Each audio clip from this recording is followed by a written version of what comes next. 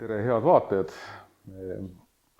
Läheme siis täna Jaaniga siit edasi selle temaatikaga, millega me eelmine kord lõpetasime, ehk siis eelmises saates me kõnelesime ülestõusmisest ja ülestõusmise mõttest nii Vanas kui Uues Testamendis.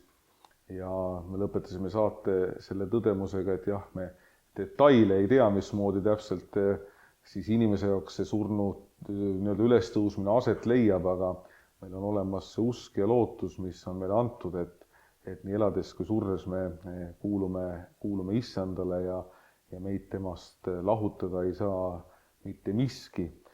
Aga täna me siis räägime natukene laiemalt sellest, et siis viimse päeva sündmustest või siis, kui niimoodi võib öelda, võib-olla Jaan nüüd kohe parandab, ütleb, et ei, et me viimse päeva kuupäeva täna ei ütle, aga räägime siis sellest. Tere, Jaan! Tere! Noh, millal siis maailma lõpp tuleb, millal see viimne päev saabub? Sina oled piiblit nii palju uurinud, oled professor, sina kindlasti tead.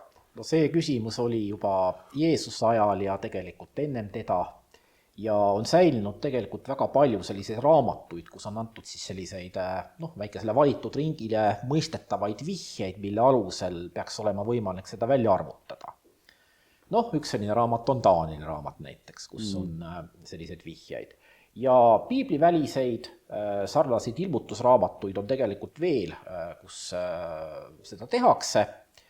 Ja me teame ajaloost, et läbi aegade on püütud ka kindlaks määrata siis või välja arvutada seda maailma lõpu daatumit, kus juures need daatumid on muutunud aja jooksul ja väga paljud sellised kristlikud grupid ju tegelikult ongi alguse saanud sellest, et nad on välja arvutanud, et kohe on tulemas viimne päev ja kui see siis ka pole tulnud, siis on leitud, et ilmselt oli arvutusviga või mingi muu põhjus, miks see viibib, aga põhimõtteliselt see viimse päeva ootamine lähimal ajal ongi siis nende usu keskpunktis. Jah, praegu ka siin mõned räägivad, et lõpuajad on nüüd kätte jõudnud, et ilmselt võime ütelda, et need lõpuajad on kätte jõudnud viimased vähemalt 2000 aastat, ilmselt veelgi rohkem, aga nõndad on. Aga kui nüüd natuke tõsisemaks minna, ehk siis kui me seda aega ikkagi, me ei peaks sellega üldse tegelema, sest ristinimese jaoks ei ole see tegelikult ju olemuslikult üldse oluline, millal see kätte jõuab. Et me ei ela mitte selles ootuses ja lootuses, et meie silmad seda näevad, et nüüd see kohe kätte jõudis, vaid küsimus on selles, et kuidas meie sellest, kas ja kuidas me sellest osa saame. Sellest me eelmises saates ka rääkisime, aga tuleksin selle juurde, et kui palju siis Vana Testament üldse räägib sellisest klassikalises arusaamast sellest, et maailm hävib ja siis tuleb uus maailm luuakse, nii nagu me seda Uue Testamendi taustalt võiksime avada. Kas Vana Testament üldse tegeleb sellise temaatikaga nagu maailma häving ja uue maailma loomine või uue maa loomine? Sellisel kujul nagu Uus Testament ei tegele tõesti sellega. Aga me ei saa Vanas Testamendis siiski kuidagi mööda minna, sellepärast et paljude Uue Testamendi mõtete juured ju tegelikult peituvad seal ja nii on selle maailma lõpuga ka. Alustada peaks sellest, et Jumala puhul on 3 asja, mida Vanas Testamendis rõhutatakse. Esiteks seda, et ta looja, kõik olev pärineb temast. Teiseks seda, et ta on ajaloosündmustega seotud ja ajaga seega seotud. Ta valitseb aega, ta valitseb ajalugu ja toimib ajaloosündmuste kaudu. Ja kolmandaks, et ta on eriliselt seotud Iisraeli rahvaga, kellega ta on lepingu teinud ja kellega ta on erilises suhtes. Nüüd kõik need asjad, mis ma nimetasin, on tegelikult eelduseks ka sellele, mida me siin maailma lõpuks juba nimetasime. Ehk kui maailmal on algus, kui ta on loodud, siis võib ju eeldada ka seda, et millalgi saabub talle lõpp. Ja kui me nüüd Vana Testamendi prohvetiraamatuid näiteks vaatame, siis seal tõepoolest on juttu ühest sellisest asjast, nagu seda on Jahve päev. Jahve on siis Iisraeli Jumal. Issanda päevaks on seda tõlgitud siis meie piiblitõlkes. Ja põhimõtteliselt, mida see siis tähendab, Iisraeli arusaam siis oli see, me rääkisime sellest eelmises saates, et Jumal tasub ja karistab siinpoolsuses, selles elus. Ja üldiselt seda kujutatakse ette niimoodi, et tasu ja karistus järgnevad teineteisele. Et kui me räägime kollektiivist, Iisraeli rahvast, siis on niimoodi, et sellised õnne ja õnnetusajad vahelduvad. Ja see on just prohvetikirjandusel eriti iseloomulik mõte, et kui Iisrael on kuulekas oma Jumalale ja käib tema õpetuse järgi, siis saab talle osaks suur õnnistus. Ja see õnnistus on väga maine. Pikk eluiga, palju lapsi, palju järeltulijaid, palju kariloomi, küllus, just nimelt materiaalne küllus, ja muud sellised täiesti materiaalsed õnnistused, mida oodatakse. Mitte aga siis mingisugune õnnelik elu kuskil pärast surma. Seda varasemal ajal Vana Testament, võiks öelda siis pikem aja vältel, kui me üldse Vanast Testamendist rääkida saame, ei tunne. Alles tuleb Vana Testamendi lõpus see Taanieli raamatus ülestõudmisusuga seoses. Nii. Nüüd need õnne ja õnnetusajad vahelduvad niimoodi, ja alles ilmutuskirjanduses, mida esindab siis sama Taanieli raamat, see on selline uus kirjanduse liik, mida väga selgelt eristatakse prohvetikirjandusest, ta sealt välja kasvanud, aga ta tõlgendab prohvetite sellist visiooni ümber niimoodi, et kui muidu vaheldusid need õnnetusajad, siis seal on nagu selgelt kaks aega eristatud, praegune aeg ja tulevane aeg. Praegune aeg on patu, surma, kurjuse valitsuse all. Tulevane aeg on õnne aeg, mida oodatakse. Ja sellise hilisema arusaama järgi Jumal saadab siis oma erilise saadiku, keda siis messiaks nimetatakse, ja tema on see, kes hakkab valitsema sellel õnne ajal, aga tegelikult valitseb Jumal. Jumal hakkab valitsema kuningana maailma üle, nii nagu ta varasematel aegadel valitsenud, ja selle eelduseks on see, et praegu ta veel ei valitse kuningana. Ehk teiste sõnadega, apokalüptiline maailmapilt on selles mõttes sünge, et apokalüptikute arvates on Jumal loovutanud selle maailma kurjuse jõudude kätte. Need kurjuse jõud praegu valitsevad, mitte Jumal. Aga tuleb pööre, Jumal sekkub sündmuste käiku ja ta kõrvaldab need kurjuse jõud, maailm luuakse uueks ja selles uues õnnelikus maailmas hakkab siis Jumal valitsema uuesti kuningana Messia kaudu, kes on siis tema inimesest asevalitseja maa peal ja kes see Messias on ja kuidas ta peab kujutama, selle kohta ühtset kujutlust ei tekkinudki Iisraelis paralleelselt erinevatel rühmitustel, juba Jeesuse ajal oli palju erinevaid vaateviise. Aga nüüd, tulles tagasi selle Jahve päeva juurde, prohvetiraamatutes erinevates, juba seal näiteks Aamosel, kes on üks varasemaid prohveteid, 8. sajand enne Kristuse sündimist, on juttu Jahve päeva tulekust ja see on nüüd üks selline tulevikus aset leidev sündmus, mida mõistetakse kohtupäevana. Ja mõistetakse kohut seal muidugi eeskätt Iisraeli vaenlaste üle, kes on teda rõhunud ja survanud, aga mõistetakse kohut ka iisraellaste üle, kes on Jumala vastu eksinud ja nii edasi, ja on väga selgeid viiteid sellele, et selle Jahve päevaga kaasneb igasuguseid suuri õnnetusi, looduskatastroofe, kuni tõesti selleni välja, et on viiteid ka sellele prohvetiraamatutes, et universum koos selle Jahve päevaga võib hävida. Sellel teemal nagu pikemalt ei peatuta, aga sellele nagu selgeid vihjeid. Nüüd edasi, mida aeg edasi, seda rohkem see Jahve päev hakkab sellises Iisraeli teadvuses siis oluliseks muutuma ja teda hakatakse seostama nüüd selle messi ajastu tulekuga. Ja ka seal on natuke ikkagi ka see, et see inimeste nagu see nägemus või seda ilmselt ei ole väga täpselt võimalik öelda, aga nii nagu ka ütleme, et kui inimeste ellu ikkagi tulevad nagu sellised kannatused, ikka suhteliselt palju läheb nagu kehvasti, siis hakatakse nagu sättima mingit või otsima mingit seletust nendele asjadele, nagu me teame Iisraeli ajast samamoodi, eks ole, see sama Iisraeli terviku, ütleme, häving mõnes mõttes, kõik need küüditamised, kõik see osa, et see kannatuste jada on tegelikult nii suureks muutunud, et see sunnibki nagu mõnes mõttes otsima leevendust nagu tulevikust või seda seletust tuleb. Kas seda võib ka niimoodi natuke tõlgendada? Ja võib küll, aga siin on üks erinevus, et kui varasemal ajal, Vana Testamendi ajal oli vaade siis see, et need küüditamised ja vaenlaste sissetungid on otseselt karistus. Jumala karistus mingisuguste konkreetsete Iisraeli eksimuste ees, eeskätt need on muidugi ebajumalate teenimine, ainsa Jumala kõrval, truudusetus oma Jumalale, milleks siis leping, mille Jumala rahvaga teinud ju kohustab, siis hiljem see vaateviis, et Jumal on otseselt need õnnetuste saatja, ei ole enam vastu võtta väga paljudele ja selles samas ilmutuskirjanduses, kus ilmubki mitmed uued ideed, kaasa arvatud surnud ülestõusmine, millest eelmisel korral rääkisime, ilmub ka see idee, et tegelikult praegusel ajastul vahetult maailma ei valitsegi Jumal, vaid hoopis kurjad jõud Jumal on lihtsalt lubanud seda, ta ei taha seda, tähendab, ta ei põhjusta seda aktiivselt, seda põhjustavad kurjad jõud. Aga lihtsalt nende aeg on piiratud, ühel hetkel võetakse neilt võim ära ja vaat siis hakkab Jumal vahetult jälle maailma valitsema. Ja see seostatakse sellesama messiaastu tulekuga, mis on juba Vanas Testamendis, prohvetitel juba viiteid sellele, see ei ole ilmutuskirjandusega seotud, see on varasem, oluliselt varasem, aga nüüd need asjad ühendatakse. Ja tekib siis selline arusaam, et kui messias saabub, siis eelneb sellele selline periood, mida siis juudi kirjanduses on nimetatud messia sünnivalude või tuhude perioodiks.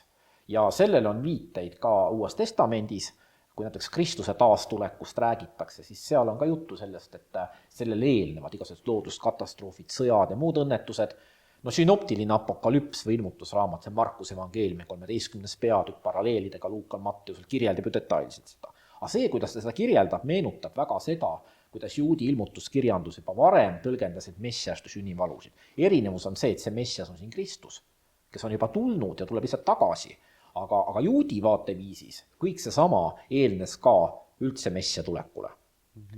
Ja arusaam oligi siis see, et kui kõik elu läheb maa peal väga halvaks ja kurjus muutub väga võimsaks, siis Jumal sekkub otseselt, toimub selline suur võitlus siis Jumala ja saatana vahel, muide saatana kohta olgu ka öeldud, et tema kuju on täiesti juba Vanas Testamendis olemas, ilmutusraamatute eelsel ajal, aga näiteks Hiobi raamatus, kus ta esineb, ta ei ole mingisugune, ta teeb küll seal halba, eks ole, Hiobile, ta seal saadab igasuguseid hädasid õnnetusi talle Jumala loal, mitte tahtmisel ega korraldusel, vaid loal, tema oma algatusel, initsiatiivil, aga ei saa kuidagi öelda, et Hiobi raamat kujutaks saatanat mingisuguse kosmilise kurjuse kehastusena või selle maailma valitsejana. Aga Paulus näiteks väga otseselt ütleb saatana kohta lausa, et on selle maailma Jumal.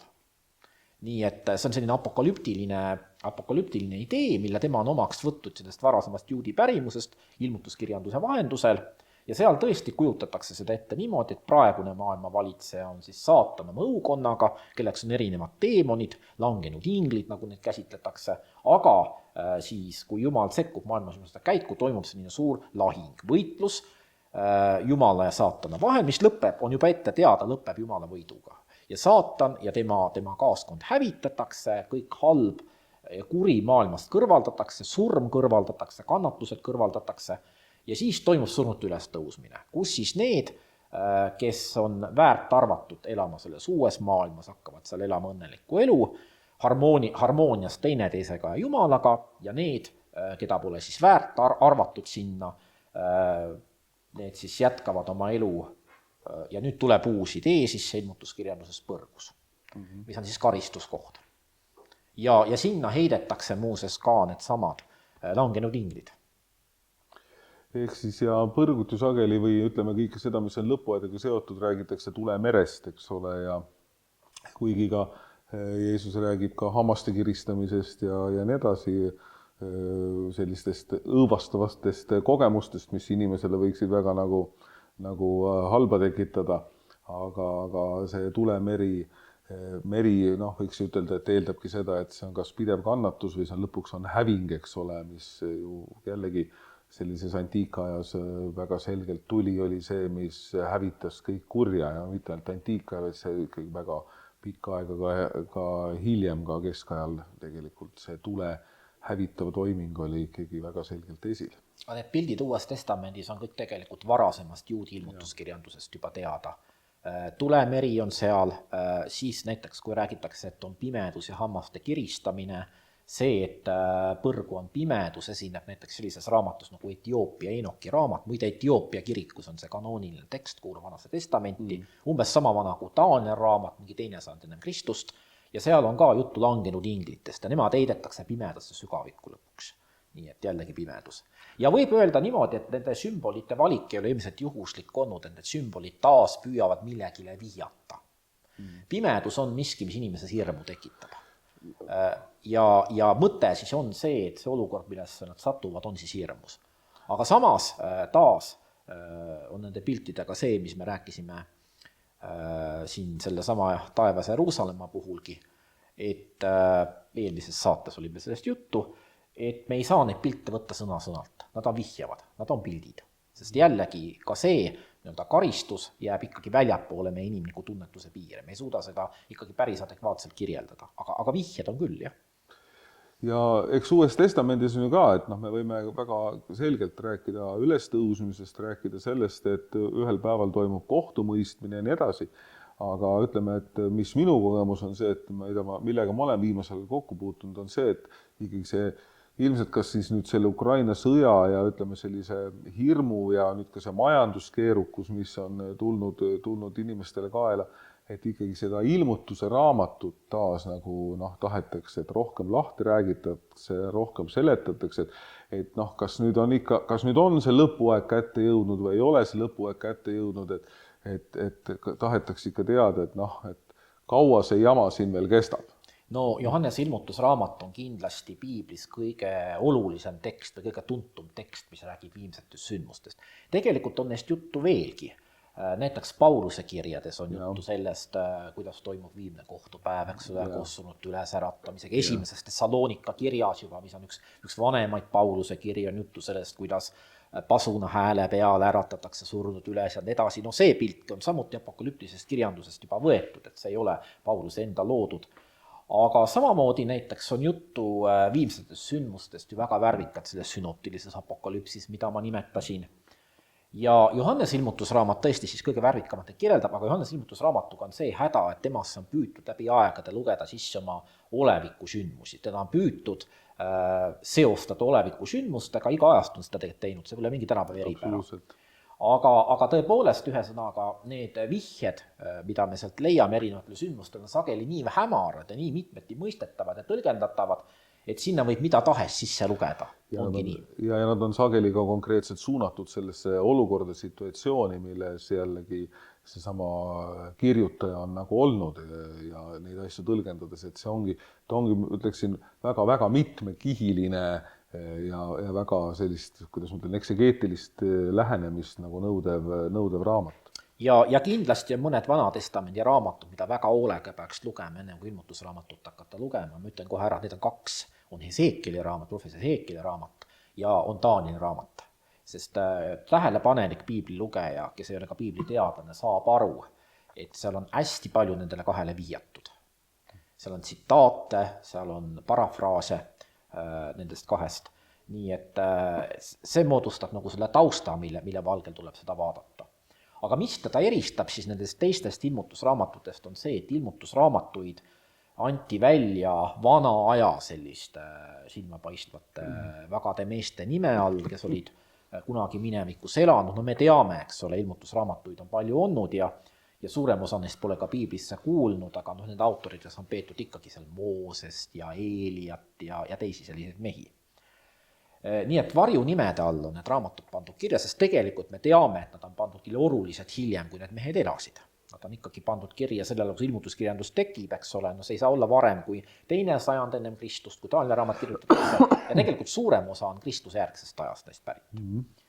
Ja nüüd ilmutusraamat on kindlasti kirjutatud mitte pseudonüümi all, vaid õige nime all. Et see Johannes, kes seal endast räägib, ongi see sama nägija, kes neid visioone kirjeldab ja et ta oli keegi Johannese nimeline, selles midagi imelikku ei ole, see oli lihtsalt üks levinumaid mehe nimesid tollaste juutide hulgas ja see, et ta juut on, see tuleb välja sealt isegi selle teose keelest. Nimelt Uue Testamendi kreeka keelt, kes natukenegi tunnevad, teavad seda, et see on väga erineva kvaliteediga. Seal on selliseid tekste, mis kasutavad sellist, ütleme siis, haritlaste kõrgstiili, sellised kõnekujundeid, mida tavaline lihtne inimene ei kasutanud kunagi oma igapäevases kõnelemises. Heebrea kiri näiteks on muster näide sellise kõrgstiili kohta. Tegelikult Luuka evangeelgi on küllaltki sellises välja peetud stiilis kirjutatud, aga Johannese ilmutusraamatu kreeka keel on kõige konarlikum, primitiivsem, seal on keelevead isegi sees ja see viitab sellele, et selle kirja panija emakeel see ei olnud. Ta suutis oma mõtteid väljendada, aga kindlasti oli ta siis keegi semiit, juut siis, kelle ilmselt igapäevane keel oli aramea keel ja kes ilmselt siis piiblit luges heebrea keeles. nii et see tuleb sealt ka välja. Ja mis on siis veel erinevus, on see, et kui muidu see ilmutuskirjandus räägib, eks ole, lihtsalt sellest, mis aegade lõpul toimub ja kuidas siis Jumal kurjuse ja hävitab ja nii edasi, siis ilmutusraamatus on läbivalt seesama asi, millest me rääkisime Jeesuse ülestõusmise puhul eelmises saates, et tegelikult Jeesuse ristissurm ülestõusmine on kõikides Uue Testamendi seostes sees. Ja ilmutusraamatus on tegelikult see kese. Mitte need koledad sündmused, mida seal kirjeldatakse, ei ole kese, vaid kese on Kristuse surm ülestõusmine, mis paneb kogu selle maailma ajaloo kirjelduse hoopis teise perspektiivi. Ülestõusmine, millest seal räägitakse, toimub tänu Kristuse ülestõusmisele, kes ütleb juba alguses, eks ole, et tema käes on surma ja surmavalla võtmed, nagu Eesti tõlge seda edasi annab. Ja see, kelle kätte siis Jumal annab selle ülima võimu, kes on ka kohtumõistja, on seal tall, ehk siis sümboolsena kujutatuna Kristus. Nii et ta on tüüpiliselt kristlik ilmutusraamat, mis selles mõttes erineb nendest juudi ilmutusraamatutest. Aga mis neid ühendab, on siis tõesti see sümbolite pildikeel väga värvikas, mida seal kasutatakse. Ja samuti väga sellised drastilised õnnetuste hädade kirjeldused, mis inimesi tabavad. Aga mida ma rõhutada tahan, on see, et ilmutusraamatust on eriti paljude sektide käsitluses tänapäeval saanud vastand sellele, milleks ta mõeldud on. Nagu ma olen öelnud, hirmutusraamat on tehtud ilmutusraamatust. Ja tegelikult ilmutusraamat ei ole pessimistlik või negatiivne oma põhitoonid, vaid väga positiivne. Sest kui me jätame nüüd kõrvale kõik need koledused, mida seal kirjeldatakse, siis mis lõpus on, on ikkagi ju Jumala võit kurjuse üle. Uus maailm, eks ole, kus ei ole kurjust, kus ei ole kannatusi, kus Jumal pühib ära kõikide pisarad ja surma ei ole enam ja nii edasi. Nii et selles mõttes võib öelda, et tema sõnum on väga positiivne ja kui me siia juurde paneme selle momendi, et ta on ilmselt kirja pandud ühe kristlaste tagakiusamise ajal Väike-Aasias, siis selle raamatu üks eesmärk tegelikult oma kaasaegsetele oli neid julgustada. Julgustada pidama vastu, vaatamata kõigele, mis juhtub, sest kes vastu peab, see saab siis pärjaks igavese elu, sellele lootus tuude Jeruusalemma jõuda, ehk siis teiste sõnadega tema mõte oli julgustada inimesi, kes olid hirmul, kes olid ekstreemses olukorras, kui usk pandi proovile. Ja pole ime, et usk ja vastupidavus raskustes, kannatustes on sisuliselt sünonüümid seal Johannes ilmutusraamatus.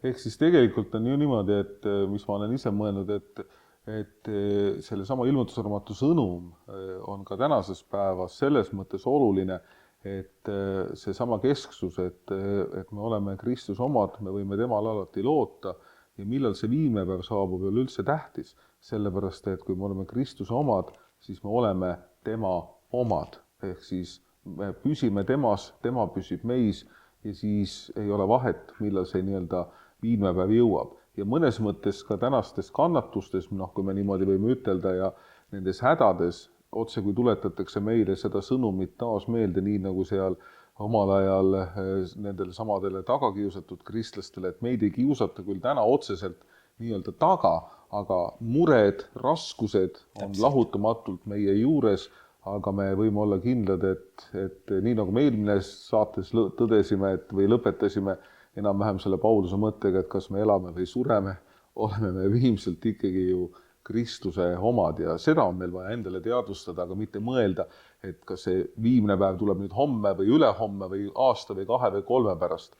Me teame, Jumal võidab ükskord või loob midagi uut, midagi ilusat ja helget, aga see ei pea juhtuma meie eluajal, vaid see juhtub siis, kui Jumal seda tahab. Ja võib öelda ka niimoodi, et ilmutusraamat ütleb kogu inimkonna kohta seda, mida Paulus Rooma kirjas ütleb üksiku kristlase kohta, et nii nagu üksikud kristlast surm ei suuda lahutada Jumalast, nii ka inimkonda ei suuda mitte mingisugused õnnetused ega katastroofid ega hädad lahutada Jumalast. Elektri hind ei lahuta meid Jumalast. Täpselt. Võiksime niimoodi öelda. Selle hea humoorika lausega on täna hea lõpetada. Aitäh sulle, Jaan, ja loodame peatselt kohtuda, et mõned uued saated teha.